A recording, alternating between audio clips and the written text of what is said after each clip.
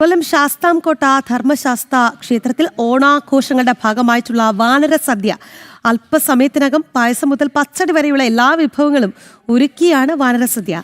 ഓണനാളുകളിൽ ക്ഷേത്രത്തിലെ പ്രധാന വഴിപാടുകളിൽ ഒന്നാണ് വാനരസദ്യ. വിവരങ്ങളുമായി മനോജ് ചേരുകയാണ്. മനോജ്, വാനരസദ്യ അതായത് വാനരെ നമ്മൾ ചേർത്ത് പിടിച്ച് മനുഷ്യരെ പോലെ ആദ്യം അന്നമുട്ടുകയാണ്. അതിൽ എല്ലാ വിഭവങ്ങളും ഉണ്ട് എന്നുള്ളതാണ്. പായസം മുതൽ പച്ചടി വരെയുണ്ട്. എങ്ങനെയാണ് അവിടുത്തെ കാഴ്ചകൾ?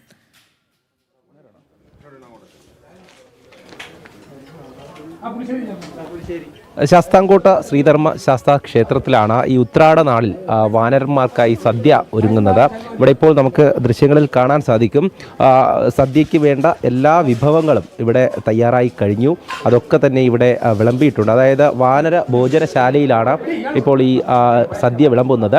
ഈ സദ്യ വിളമ്പിയാൽ ഉടൻ തന്നെ ഇവിടെയുള്ള വാനരന്മാർ, അതായത് നമുക്ക് ദൃശ്യങ്ങളിൽ കാണാൻ സാധിക്കും, സാധാരണ ആളുകൾക്ക് എങ്ങനെയാണോ സദ്യ വിളമ്പുന്നത് അതുപോലെ തന്നെയാണ്. അതായത് ജീവജാലങ്ങളെയും അതുപോലെ കണ്ടുകൊണ്ട് തന്നെയാണ് ഈ ഓണാഘോഷത്തിൽ ഈ ഉത്രാട നാളിലും തിരുവോണ നാളിലും വാനര സദ്യ വിളമ്പുന്നത്. എന്തായാലും അല്പസമയത്തിനകം തന്നെ ഈ സദ്യ ഉണ്ണുവാൻ വേണ്ടി ഇവിടേക്ക് ഈ ക്ഷേത്രത്തിന് ചുറ്റുമുള്ള വാനരന്മാർ എത്തിച്ചേരുമെന്നുള്ളതാണ്. ഈ രാമായണ കാലഘട്ടവുമായി ഈ വാനര സദ്യക്ക് ബന്ധമുണ്ട് എന്നുള്ളത് തന്നെയാണ് ഇവിടെയുള്ള വിശ്വാസം. എന്തായാലും അവിടെയുള്ള ഭാരവാഹികളൊക്കെ ഉണ്ട്. അവർ നമുക്ക് കുറച്ചുകൂടെ വ്യക്തമായി തന്നെ ഇതിനെ പറ്റിയിട്ട് കാര്യങ്ങളൊക്കെ പറഞ്ഞു തരും.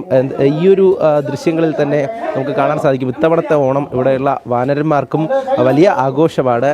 ഈ വാനര സദ്യ ഇതിപ്പോൾ എത്ര കാലമായി ഇവിടെ നടത്തി?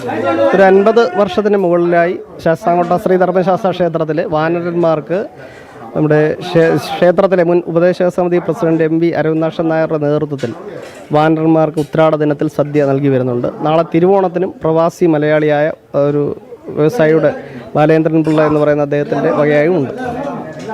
ഇതിപ്പോൾ നമുക്ക് ദൃശ്യങ്ങളിൽ കാണാൻ സാധിക്കും. അതായത് ഈ സദ്യ ഒരുങ്ങുന്നു, അതേസമയം തന്നെ അതിൻ്റെ മറുഭാഗത്ത് വാനരന്മാരങ്ങനെ എത്തിക്കൊണ്ടിരിക്കുകയാണ്.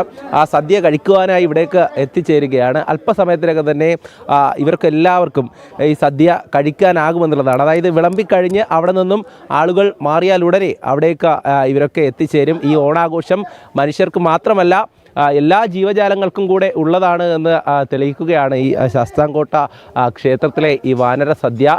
അല്ലാത്ത ദിവസങ്ങളിൽ വാനര ഭോജനം ഉണ്ടാവുമെങ്കിലും ഈ സദ്യ എന്നുള്ളത് ഇവിടെ അതൊരു പ്രത്യേകത തന്നെയാണ്. കാരണം ഓണത്തിന് നമ്മളൊക്കെ തൂശനിലയിൽ ഇത്രയധികം വിഭവങ്ങളുമായി സദ്യ കഴിക്കാറുണ്ടെങ്കിലും വാനരന്മാർ സദ്യ കഴിക്കുന്നത് എങ്ങനെയാണെന്നുള്ള ഒരു കൗതുകമൊക്കെ എല്ലാവർക്കും ഉണ്ടാകും. അങ്ങനെ വരിവരിയായി വിളമ്പി വച്ചിരിക്കുന്ന തൂശനി ഇലയ്ക്ക് സമീപം ഇവരൊക്കെ എത്തും. ഇവരൊക്കെ എത്തിയ ശേഷം പിന്നീട് വാനര സദ്യക്ക് ആരംഭമാകുക. എന്തായാലും ഇവിടെ അതിൻ്റെ എല്ലാവിധ തയ്യാറെടുപ്പുകളും നടന്നു കഴിഞ്ഞു. നമുക്ക് ദൃശ്യങ്ങളിൽ കാണുന്നത് പോലെ ഇവിടെ എത്തിയിട്ടുള്ള അതിഥികളാണ് ഇന്ന് ഈ വാനര സദ്യ ഉണ്ണുവാൻ എത്തിയിട്ടുള്ള അതിഥികളാണ് ഇവിടെ ഉള്ളത്.